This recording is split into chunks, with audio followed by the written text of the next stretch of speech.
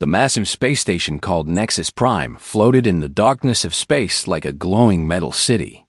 It was bigger than most planets, with towers that stretched for miles and docking bays that could hold 1,000 ships.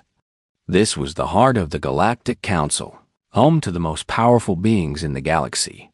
High Counselor Zethkar walked through the grand halls of the station.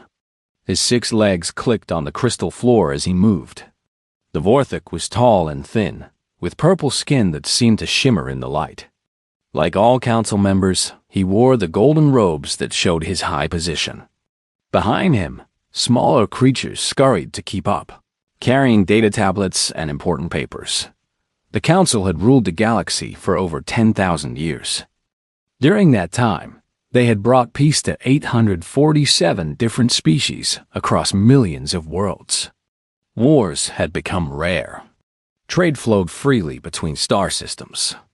Disease and hunger were almost gone from most civilized planets. The council was proud of what they had built, but this peace came with a price. Every species that joined the galactic community had to pay tribute. This was not seen as a punishment, but as a fair exchange. The council offered protection, advanced technology, and access to galactic trade. In return, each species gave what they could spare. Some species gave raw materials like rare metals or crystals. Others shared their knowledge of science or medicine. The strongest species provided soldiers for the peacekeepers, the council's military force. The system worked perfectly. Every species was happy to pay their tribute for the benefits they received. Zethkar entered the council chambers, a huge round room with seats for representatives from all 847 species. Today, only the inner circle was present. These were the oldest and most powerful species in the galaxy. They made the important decisions that affected everyone. "My friends," Zethkar said, as he took his place at the center of the room, "we have excellent news to share today. Our exploration fleets have discovered 12 new worlds this month. All of them show signs of intelligent life." The other council members made sounds of approval. New worlds meant new resources, new knowledge, and new allies.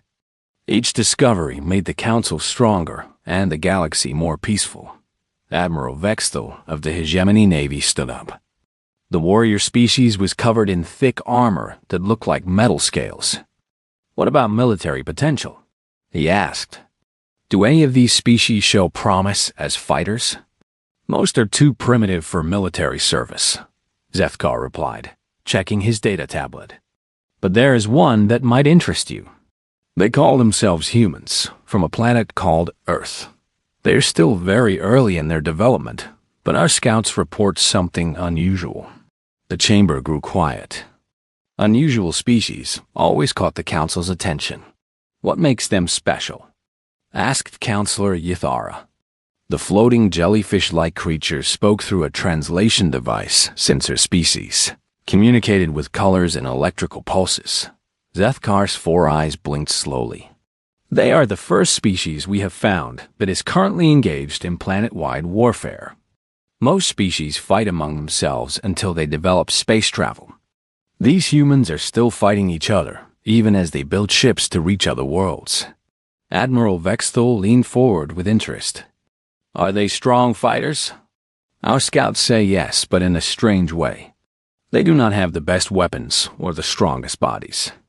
But they refuse to surrender, even when facing certain death. Their history is full of small groups defeating much larger armies. They seem to prefer death over defeat." This information caused excited murmurs throughout the chamber. Most species were logical and practical. When faced with overwhelming odds, they surrendered and looked for a peaceful solution.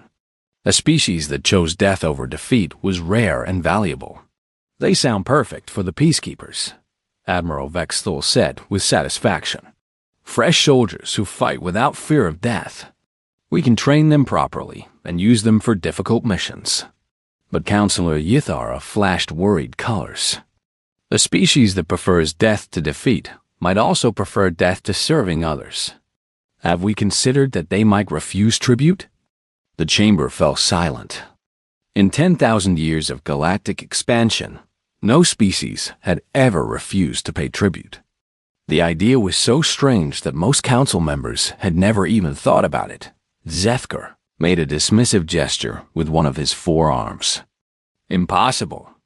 Once they see our technology and power, they will understand that resistance is pointless. Look at our fleet strength.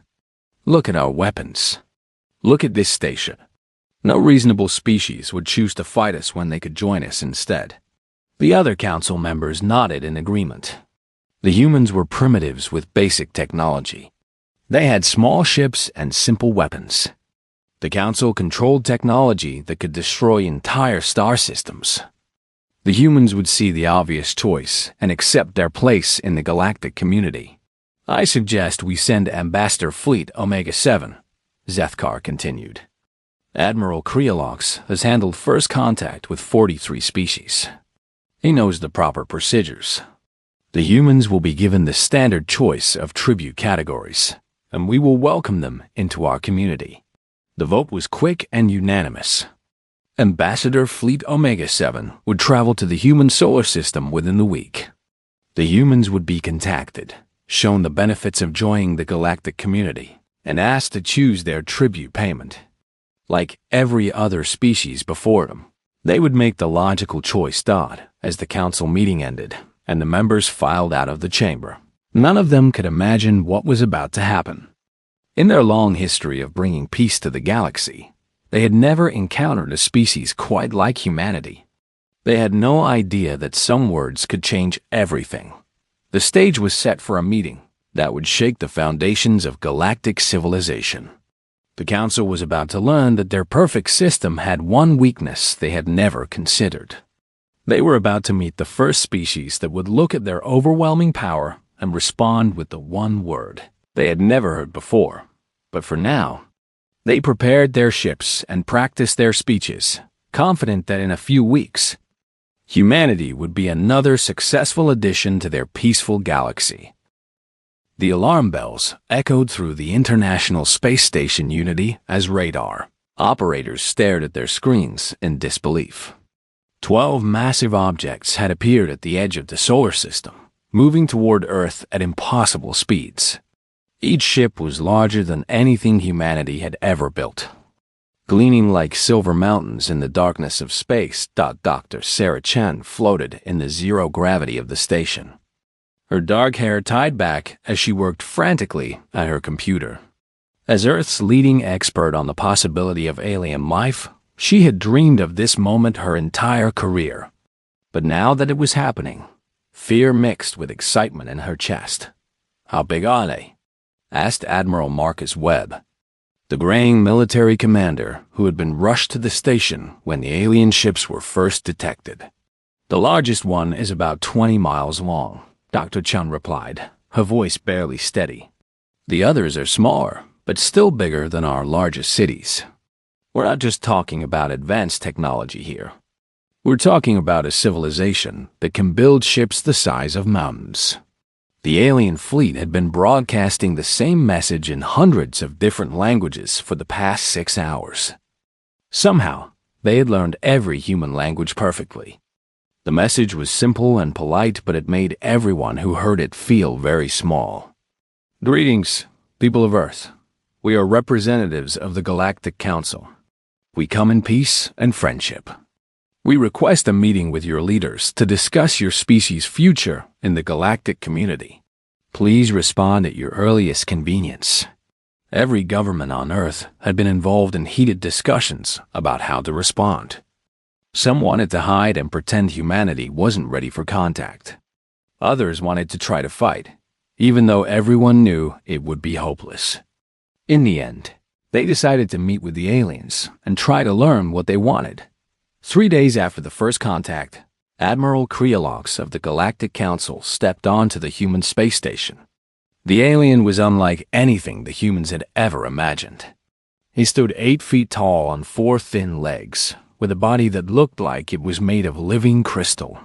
His head had 6 eyes arranged in a circle, and his mouth was full of teeth that sparkled like diamonds.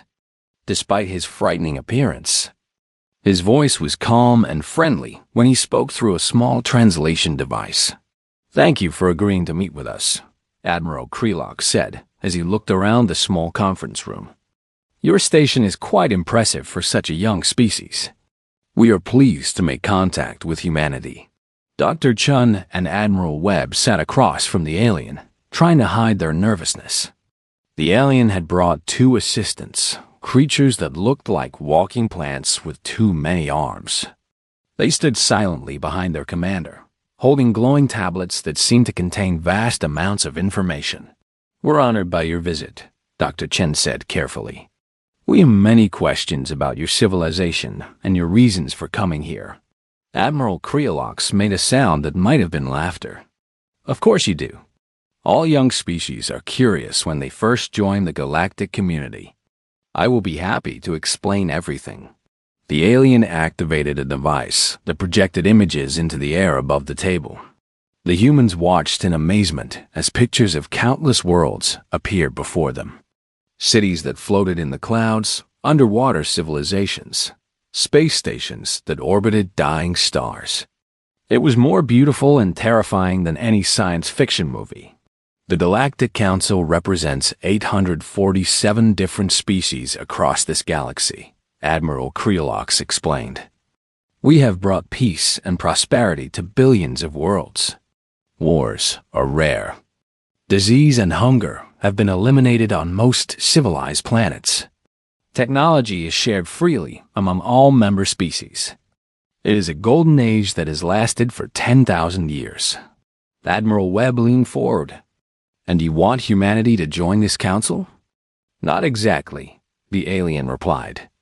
"Membership in the council is earned through centuries of contribution and growth. But every species is welcome to participate in our community.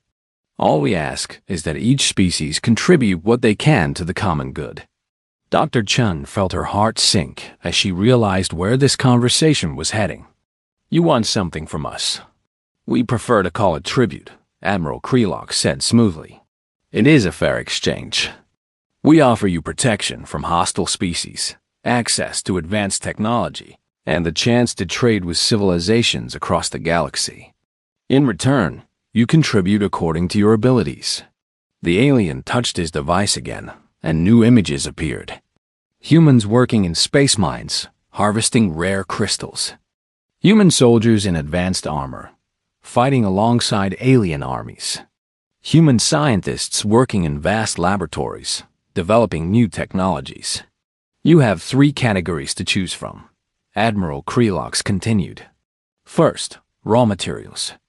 Your planet has several rare metals that are valuable for starship construction. Second, biological resources. Human genetic material could help us develop new medicines and improvements for other species. Third, military service. Our scouts report that humans are natural fighters who refuse to surrender even in hopeless situations. Such warriors would be very valuable to our peacekeepers." The room fell silent as the humans tried to process what they were hearing. After dreaming of meeting aliens for so long, they had discovered that first contact meant becoming servants to a galactic empire. "What if we refuse?" Admiral Webb asked quietly. Admiral Kreolok's S6 eyes blinked in confusion. "I do not understand the question. Why would you refuse? What if we don't want to give you tribute? What if we want to remain independent?" The alien stared at the human for a long moment, as if he had spoken in a language the translation device couldn't handle. Finally, Admiral Kreolox made that sound that might have been laughter again. "My friend, I think you misunderstand the situation. This is not a negotiation. This is us welcoming you into the galactic community. Every species pays tribute. It is how civilization works. The only choice you have is which category of tribute he will provide." Dr. Chun felt anger rising in her chest, but she kept her voice calm. "And if we still refuse?" "That has never happened," Admiral Krelox replied simply. "In 10,000 years and 847 species, no one has ever refused. Once you see the benefits we offer and compare them to your current primitive state, You will make the logical choice. The aliens stood up, towering over the humans. I will give you 7 of your days to consider your options and choose your tribute category. This is standard procedure for all new species. When I return, you can tell me which type of contribution your species will make to the galactic community. As Admiral Creolox and his assistants prepared to leave the station, he turned back to the humans one final time. I understand this is overwhelming for a young species. But remember, we are offering you a chance to join something magnificent. Do not let fear prevent you from making the right choice. After the aliens had returned to their ships, Dr. Chun and Admiral Webb sat in stunned silence. Through the small window of the station, they could see the massive alien fleet waiting patiently for humanity's answer. 7 days, Admiral Webb said finally. 7 days to decide if our species becomes slaves or if we choose to fight a hopeless war. Dr. Chung looked out at the alien ships and felt something stirring in her chest. It wasn't fear or despair. It was something much more dangerous to the aliens' perfect system. It was defiance. Maybe, she said quietly, there's a third option they haven't considered. The news spread across Earth like wildfire. Within hours of the alien meeting, every television channel, radio station, and internet site was broadcasting the same incredible story. Humanity had been contacted by aliens, and those aliens wanted Earth to become part of their galactic empire by paying tribute. In the emergency session hall of the United Nations in New York. Representatives from every nation on Earth gathered for the most important meeting in human history. The air was thick with tension as translators worked frantically to keep up with the heated discussions in dozens of languages. We have to be realistic about this situation, said President Harrison of the United States as he addressed the packed assembly. These aliens have technology we can't even imagine. Their smallest ship could probably destroy our entire planet. We need to think carefully about our response. The Russian representative, Premier Volkov, stood up with anger in his voice. You want us to become slaves? To send our children to work in alien mines or fight in alien wars? This is not a choice. This is surrender. But what's the alternative? Asked Prime Minister Chen of China. Do we fight a war we cannot win? Do we doom our entire species because of pride? The debate raged for hours as humanity struggled with an impossible choice. Military leaders presented classified reports showing just how hopeless a fight would be. The alien ships were made of materials that could withstand nuclear weapons. Their technology was so advanced that Earth's best weapons would be like throwing stones at a tank. But something strange was happening as the arguments continued. Despite the fear and uncertainty, a pattern was emerging from the chaos. Whether they were from America or Russia, China or Nigeria, Brazil or Japan, the representatives kept reaching the same conclusion. My grandfather fought against the Nazis, said the representative from Poland, her voice shaking with emotion. He told me that there are some things worse than death. Freedom is not something you can give away and hope to get back later. The representative from India nodded in agreement. We fought for our independence from the British Empire. It took decades and cost many lives, but we could not accept being ruled by others, no matter how powerful they were. The aliens say this has never happened before, added the representative from Kenya. They say no species has ever refused their tribute system. Maybe that's because no other species has had to fight for their freedom the way humans have. Dr. Chun watched the debates from the space station Unity, linked to Earth by video connection. She could see the alien fleet in the distance, waiting patiently for humanity's response. The aliens probably expected the humans to spend the 7 days arguing about which type of tribute to pay, not whether to pay any tribute at all. But as the days passed, something remarkable happened. The heated arguments began to fade, replaced by a quiet determination that seemed to spread from person to person. Social media was flooded with messages from ordinary people around the world. Farmers and teachers, soldiers and students, rich and poor, all saying the same thing in different ways. I would rather die free than live as a slave. My ancestors didn't survive wars and famines so that I could surrender to aliens. If we give up now, what kind of world are we leaving for our children? Religious leaders from every faith held special prayers and services. Some prayed for wisdom, others for strength, but all seemed to reach the same conclusion. The aliens offered safety and comfort, but only in exchange for humanity's soul. On the sixth day, something unprecedented happened. For the first time in human history, every government on Earth agreed on something.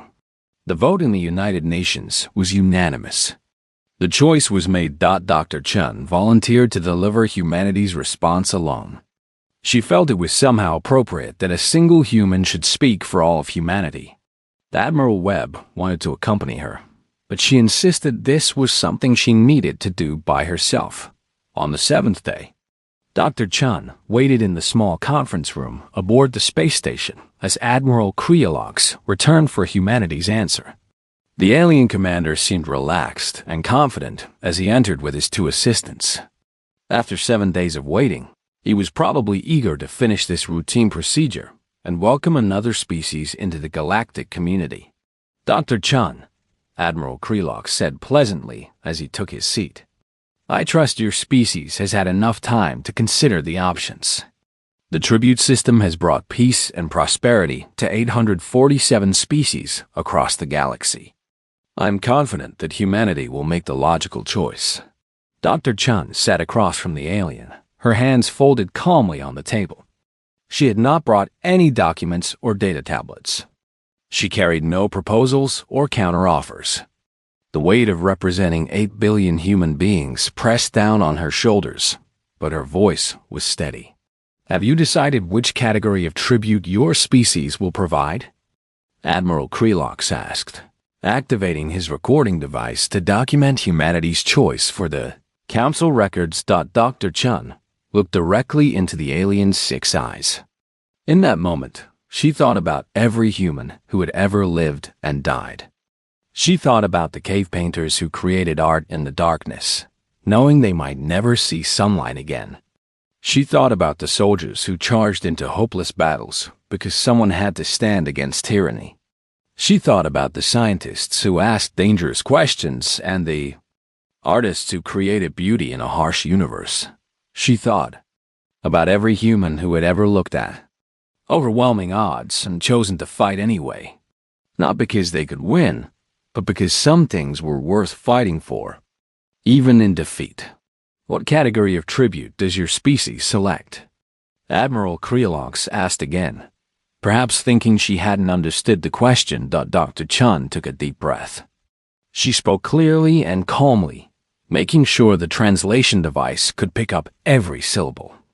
The word she spoke was simple, one that every human child learned before they could walk. But it was a word that would shake the foundations of galactic civilization. No, Admiral Kreolox froze. His 6 eyes blinked rapidly, as if he were trying to process information that didn't make sense. His 2 assistants looked at each other with confusion, their plant-like faces showing emotions that seemed very human in that moment. I'm sorry, the alien said finally. I think there may be a translation error. Could you repeat your species' choice of tribute category? Dr. Chun never broke eye contact with the alien commander. Her voice remained calm and clear, but there was something in it that made the temperature in the room seem to drop several degrees. No, we will not pay tribute. We will not send our resources to your empire. We will not give you our people as workers or soldiers. We choose to remain free and independent. The silence that followed lasted for almost a full minute. Admiral Kreolox stared at the human as if she had just claimed that gravity didn't exist or that stars were made of ice. His mouth opened and closed several times, but no words came out. Finally, he managed to speak, though his voice sounded very different than before. But this is impossible. No species has ever refused tribute. The system has worked for 10,000 years. Every civilization sees the logic of cooperation. Then we're the first, Dr. Chun replied simply. The alien commander's crystal-like body began to change color, shifting from clear to a deep purple that probably indicated stress or confusion. He activated several devices at once, clearly trying to contact his superiors for guidance. "You don't understand," he said desperately. "Without the Council's protection, you'll be vulnerable to hostile species. Without our technology, you'll remain primitive forever. Without access to galactic trade, your economy will never grow beyond this small system." Dr. Chun stood up, her small human frame somehow seeming to fill the room with quiet strength. "We understand perfectly. We're choosing freedom over safety, independence over comfort, and dignity over survival. It's what humans do." As she walked toward the door, she paused and looked back at the alien who had come to Earth expecting routine compliance. "You can keep your tribute system. We'll make our own way in the universe." The last thing Admiral Krelox heard before Dr. Chun left the room was something that would haunt him for the rest of his very long life. It was the sound of a human laughing with pure, defiant joy. Admiral Krelox floated in the command center of his flagship, staring at the communication panel that connected him directly to the Galactic Council. His crystal body had turned a deep shade of red, a color that indicated extreme distress among his species. Around him, his crew worked in unusual silence, all of them trying to process what had just happened. "Say that again," came the voice of High Counselor Zethkar from across the galaxy. Even through the advanced communication system, the shock in the Council leader's voice was clear. "The humans refused tribute, High Counselor," Admiral Krelox repeated, his voice barely steady. "I followed all standard protocols. I explained the benefits of joining the galactic community. I gave them the traditional 7 days to consider their options. But when I asked for their choice of tribute category, their representative said, no." The communication channel fell silent for nearly 30 seconds. When Zethkar's voice returned, it sounded hollow and confused. "That's not possible. In 10,000 years of expansion, no species has ever refused tribute." "Are you certain the translation was correct?"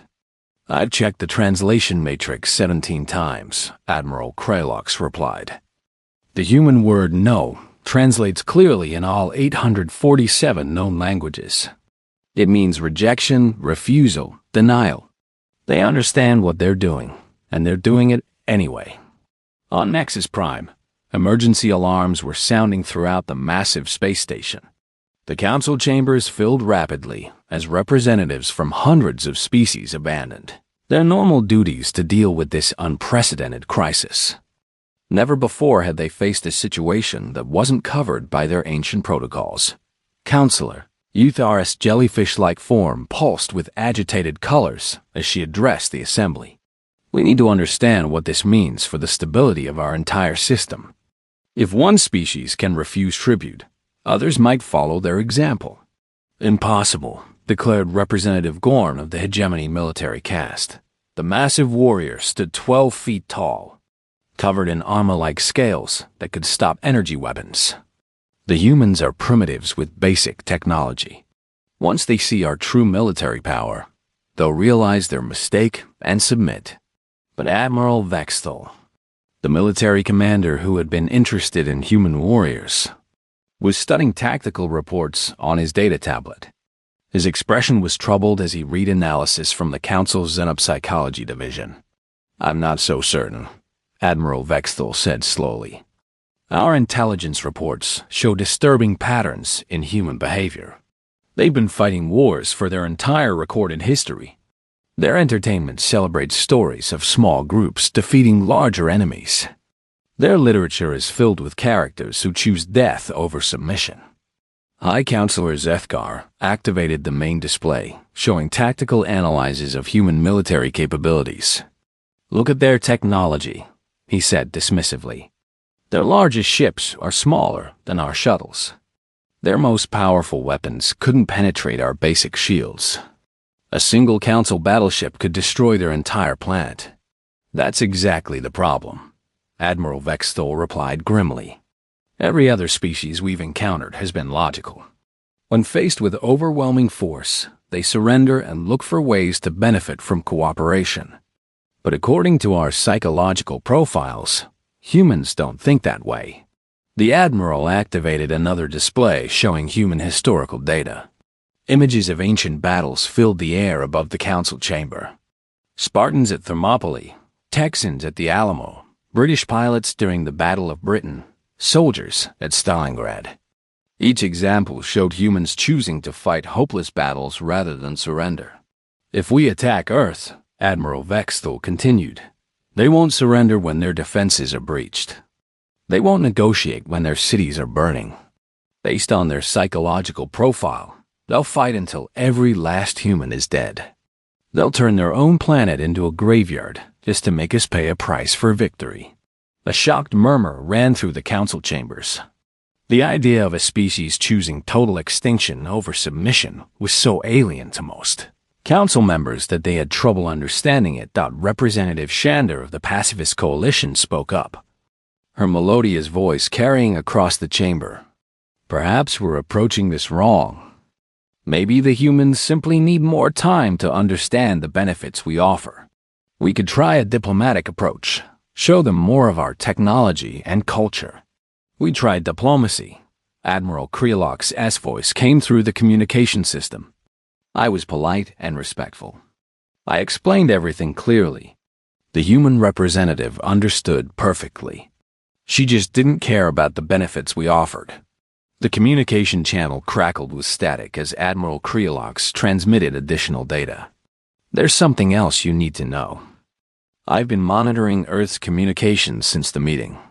The entire planet is united behind their decision.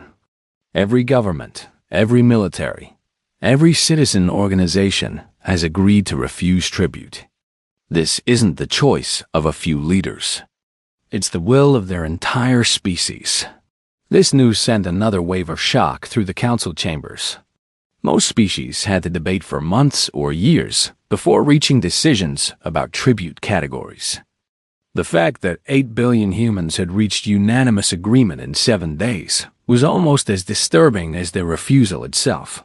Counselor, Uthara flashed urgent red colors. This is spreading beyond Earth. I'm receiving reports that several client species have heard about the human response. Some are asking questions about whether tribute payment is really mandatory. High Counselor Zethkar felt something he had never experienced in his long life: panic. The tribute system wasn't just about collecting resources. It was the foundation of council authority. If species began to think they could refuse tribute, the entire structure of galactic civilization could collapse. Open a channel to all client species, Zethkar ordered. Send a message explaining that the human situation is a temporary anomaly being resolved through diplomatic means. But even as the message was being prepared, reports were coming in from across the galaxy. The Andronian Mining Collective had reduced their monthly tribute shipment by half, claiming technical difficulties.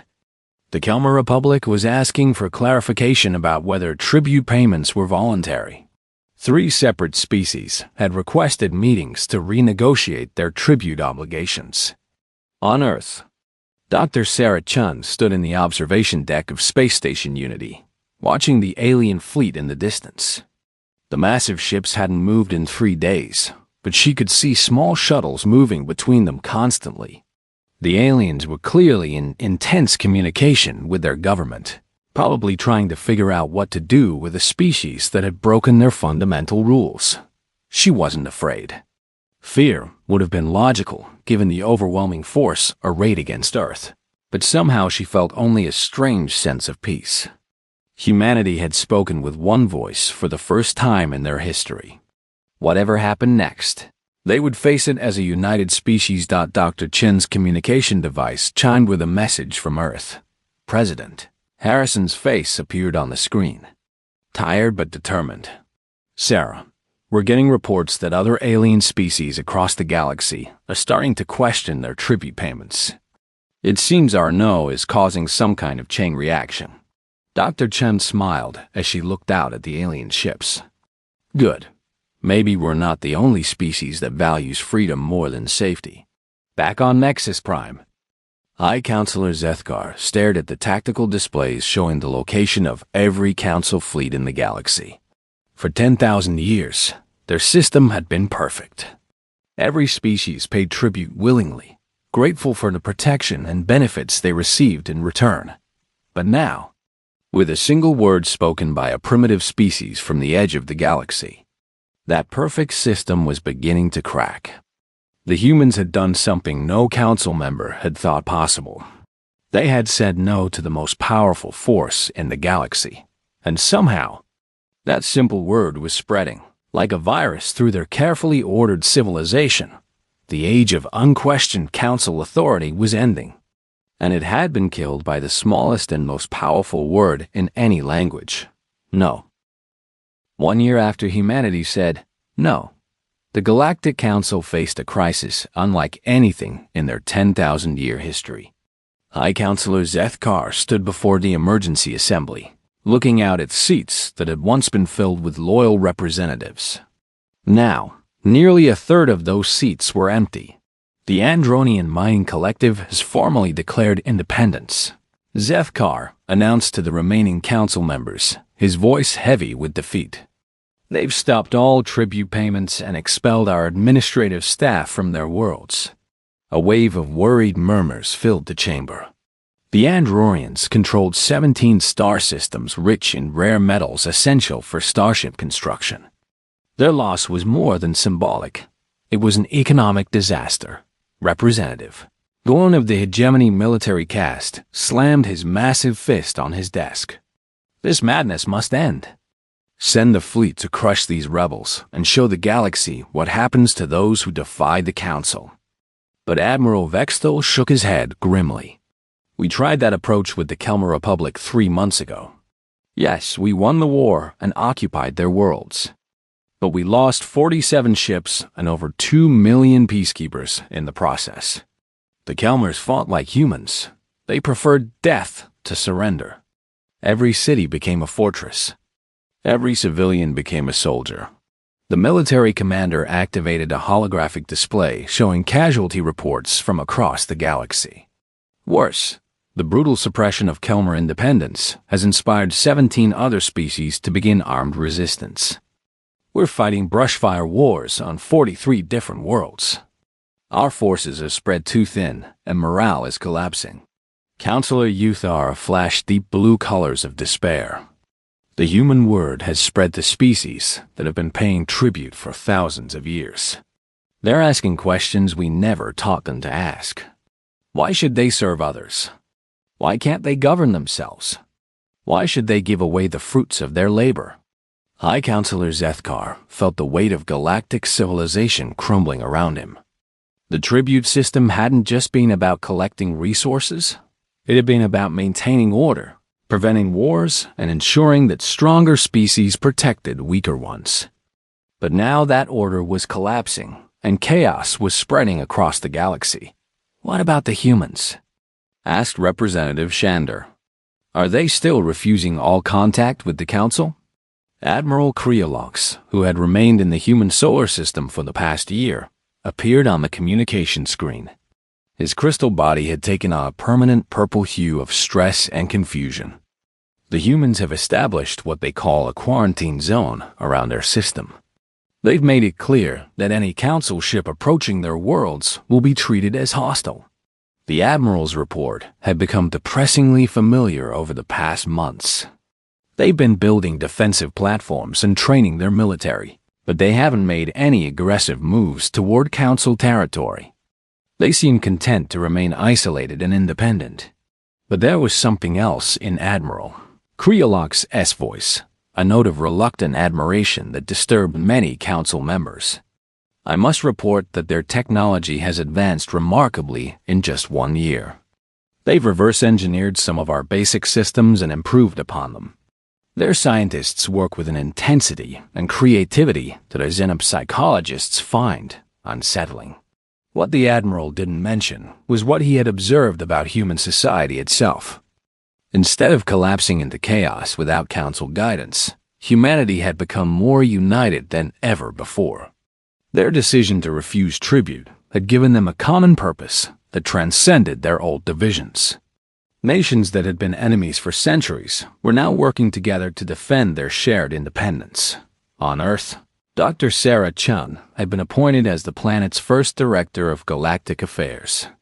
She worked from a new facility built in the shadow of humanity's growing defensive fleet, ships that combined human innovation with carefully studied alien technology. Status report, she said as she entered the command center, where screens displayed information about the chaos spreading across the galaxy. 17 more species declared independence this month, reported Captain Martinez, a former military officer who now tracked galactic political developments. The Council's response has been inconsistent. They've brutally suppressed some rebellions while completely ignoring others. Dr. Chun studied the star maps showing the locations of various independence movements. A pattern was emerging that filled her with both hope and concern. Species that fought like humans, preferring death to surrender, were usually left alone after their initial declaration. Species that used traditional logic and could be negotiated with were either crushed or brought back into the tribute system through a combination of threats and promises. They're learning, she said quietly. The Council is starting to understand that some fights cost more than they're worth. There's something else, Captain Martinez continued. We're receiving secret communications from dozens of species still within the Council sphere. They want to know how we did it. How we united our entire species behind a single decision. How we found the courage to say no to overwhelming force. Dr. Chun smiled as she remembered that day on the space station when she had spoken humanity's simple response to the alien demand. She had no idea that one word would echo across the galaxy, inspiring billions of beings to question the system they had always accepted. Schedule a meeting with the resistance leaders, she said. It's time to share what we've learned. 3 months later, representatives from 47 independent species gathered in a hidden location at the edge of Council space. The meeting was organized by humans, but Dr. Chun was careful not to position humanity as the leader of the growing resistance movement. We're here to share knowledge and coordinate our efforts, she told the diverse group of aliens who had come from across the galaxy. Each species must find their own path to freedom, but we can learn from each other's experiences. The meeting lasted for 3 days as species shared their stories of rebellion and independence. The Androrians had used their industrial might to build a military that could match Council forces. The Zephyrians had turned their homeworld into an impregnable fortress using advanced shield technology. The crystalline communes had simply disappeared into deep space, taking their entire civilization with them on massive generation ships. But the most important discussion wasn't about military tactics or technology. It was about something much more fundamental.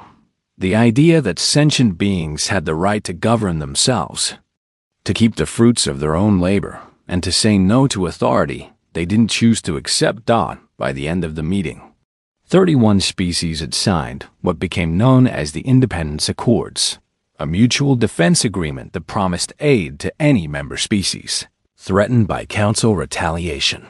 Back on Nexus Prime, High Counselor Zefkar read the intelligence reports about the Independence Accords with growing despair. The Council still controlled the majority of galactic civilization, but their authority was being challenged in ways they had never imagined possible. Perhaps it's time to consider reforming our tribute system, suggested Counselor Yithara. We could make payments voluntary, or reduce the amounts requested, or offer greater representation in Council decisions. But Representative Gorn rejected the idea immediately. Any compromise will be seen as weakness. If we back down now, every species in the galaxy will think they can defy us. The debate raged for hours, with no clear consensus emerging. The Council was trapped between 2 impossible choices: continue fighting expensive wars against species that refuse to surrender, or accept reforms that would fundamentally change their system of government. 5 years after humanity said no, Dr. Chun stood in the observation deck of Earth's newest space station, watching ships from the Independence Accords conduct joint training exercises. Vessels from dozens of species worked together, sharing technology and tactics that made them stronger than they had ever been as individual tributaries to the Council. Her communication device chimed with a priority message from Admiral Webb, now commanding humanity's expanded defense fleet. His weathered face appeared on the screen with news that would have seemed impossible just a few years earlier. "Sarah, we just received a formal communication from the Galactic Council. They want to negotiate a non-aggression treaty with the Independence Accords. They're offering to recognize our sovereignty in exchange for a promise not to interfere with their remaining tributary species." Dr. Chun looked out at the mixed fleet of ships, each representing a species that had found the courage to say no to 10,000 years of tradition.